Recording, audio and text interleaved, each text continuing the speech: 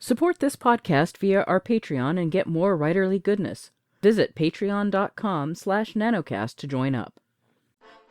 Welcome to NaNoWriMo Every Month. My name is J. Daniel Sawyer. I'm the author of some 20 books, 34 short stories, and numerous articles and other things, and I am your guide on this journey to use NaNoWriMo to level up to professional output levels.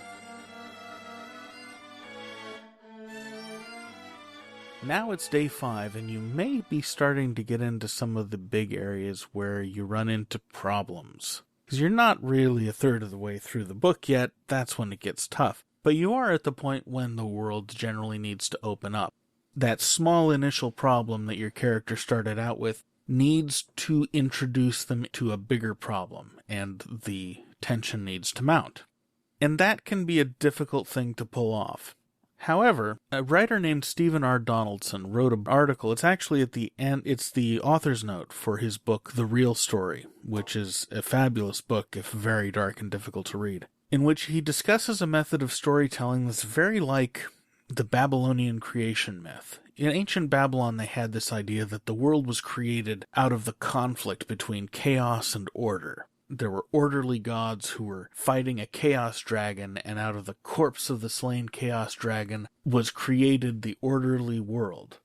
The idea of the conflict between two dissimilar ideas, creating possibilities that shape a story, is literally as old as civilization itself, and it's something that can help you when you're trying to find the central thread of your story, when you're trying to figure out what your story is about. If you're the kind of writer who needs to know what their story is about, and you're feeling a little lost at this point, or later on in the process, this will help you, and it's actually worth going to get Donaldson's book and reading the full afterword on its own.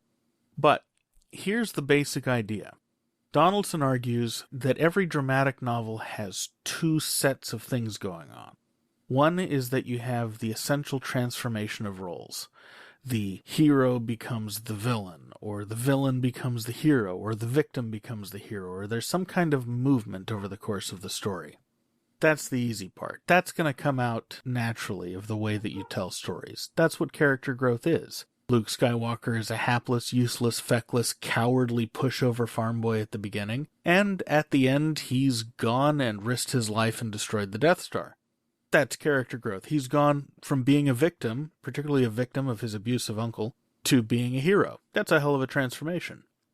The other part that Donaldson talks about is the idea of the intersection of chaos and order, or as he puts it, a story arises out of the interaction between a familiar element and an unfamiliar element.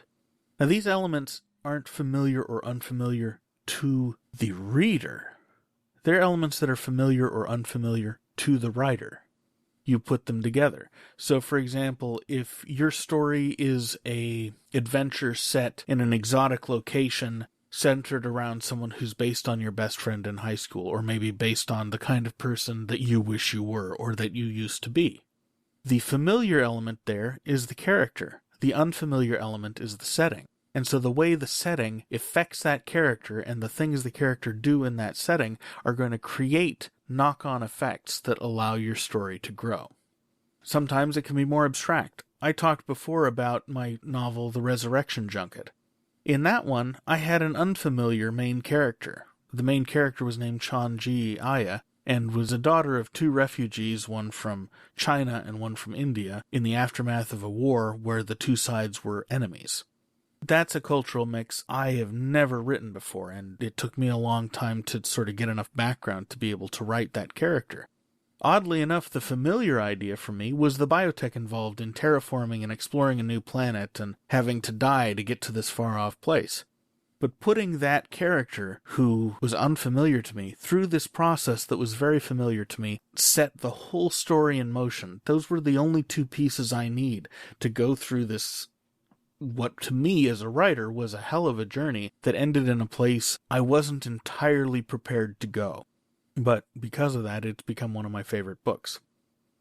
This sort of thinking is important because around this point in the process, a lot of writers will get stuck because they don't know what happens next. You may be hitting that point where the story is not writing itself anymore. You're trying to think of what to put in there.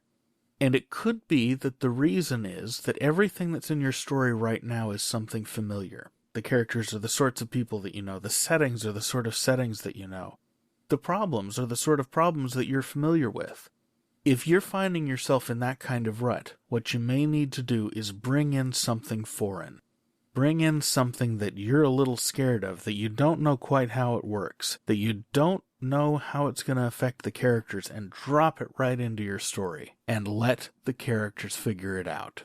You'll be surprised at what they do, because your mind has the incredible power to extrapolate situations like that if you just relax and let it happen. I'll see you tomorrow. NaNoWriMo Every Month is written and presented by J. Daniel Sawyer and produced by Artistic Whispers Productions. Visit our website at NaNoWriMoEveryMonth.com and leave a tip in the tip jar to support this podcast. NaNoWriMo Every Month is copyright 2015 by J. Daniel Sawyer and Artistic Whispers Productions and released under a Creative Commons Attribution Non-Commercial No Derivatives license.